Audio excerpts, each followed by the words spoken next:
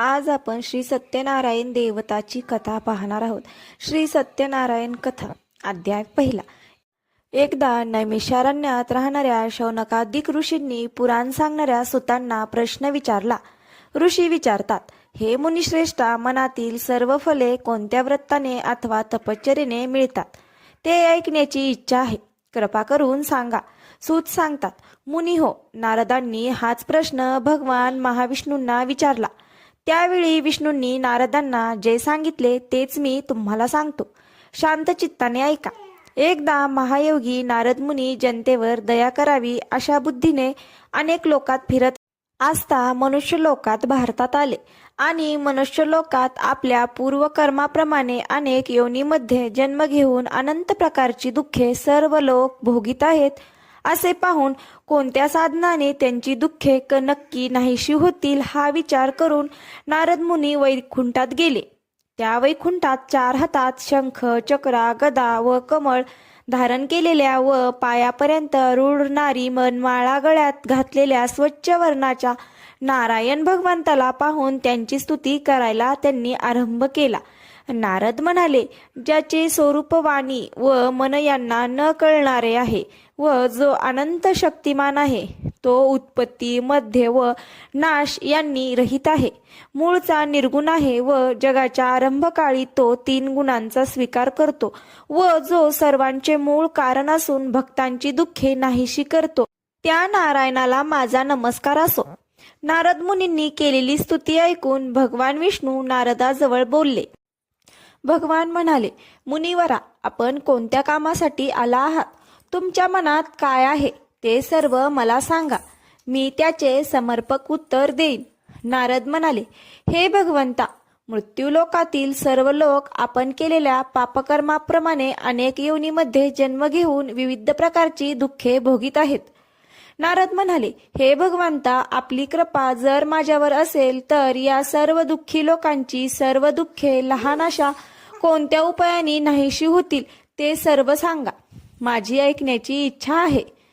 भगवान म्हणतात, हे नारदा, लोकांवर कृपा करण्याच्या हेतूने जो तू प्रश्न विचारलास तो फारच सुंदर आहे. म्हणून जे व्रत केल्याने जीवाची सर्व दुःखे नाहीशी होतात ते व्रत मी सांगतो, तू श्रवण कर.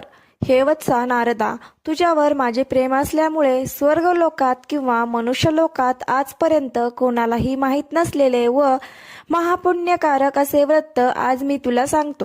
या व्रताला सत्यनारायण व्रत असे म्हणतात. हे व्रत विधीपूर्वक केले असता व्रत करणारा मनुष्य या लोकी सर्व काळ सुख भोगून शेवटी आनंदरूप मोक्षपदास जातो.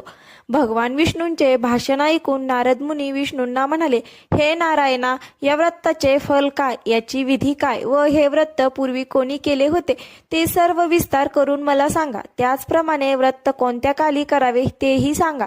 हे नारदाचे भाषण ऐकून भगवान म्हणाले, नारदा, हे व्रत दुःख, शोक याचा नाश करणारे असून धनधान्य यांची समृद्धी करणारे आहे. तसेच सौभाग्य व संतती देणारे, सर्व कार्यात विजयी करणारे हे आहे. हे व्रत भक्ती व श्रद्धा यांनी युक्त होऊन ब्राह्मण व बांधव यासह धर्मावर निष्ठा ठेवून प्रदोष काळी सूर्यास्तानंतर 2 तासात सत्यनारायणाचे पूजन करावे. केळी, दूध, शुद्ध तूप, साखर, गव्हाचा रवा यांचा केलेला प्रसाद 1.25 पावशेर, 1.25 शेर, 1.25 शेर इत्यादी प्रमाणे करून भक्तियुक्त अंतकरणाने सत्यनारायणाला अर्पण करावा. गव्हाचा रवा न मिळाल्यास तांदळाचा रवा घ्यावा. साखर न मिळाल्यास गूळ घ्यावा. वरील सर्व वस्तू 1.25 याप्रमाणे एकत्र करून त्यांचा प्रसाद सत्यनारायणाला अर्पण करावा. आपले बांधव व मित्र यांसह सत्यनारायणची कथा ऐकून ब्राह्मणाला दक्षिणा द्यावी व नंतर बांधव सत्यनारायणासमोर गायन व नृत्य करावे. हे पूजनादी सर्व कृत्य पवित्र देवालयात करून सत्यनारायणाचे स्मरण करीत घरी यावे किंवा आपल्या घरी देवघरात पवित्र ठिकाणी करावे. पूर्वी सांगितल्याप्रमाणे भक्तिभावाने हे व्रत केले असता मनुष्याच्या सर्व इच्छा पूर्ण होतात. कलियुगात सर्व जीवांना दुःखनाशाचा हाच एक सोपा उपाय आहे. सत्यनारायण कथेतील प्रथम अध्याय या ठिकाणी पूर्ण झाला. हरे नमः. मित्रमैत्रिणींनो, आपला श्री सत्यनारायण कथेचा प्रथम अध्याय इथंच समाप्त झालेला आहे. द्वितीय अध्याय आपण पुढील व्हिडिओमध्ये पाहणार आहोत. पुढील व्हिडिओ पाहण्यासाठी आपल्या चॅनलला सबस्क्राईब करायला विसरू नका.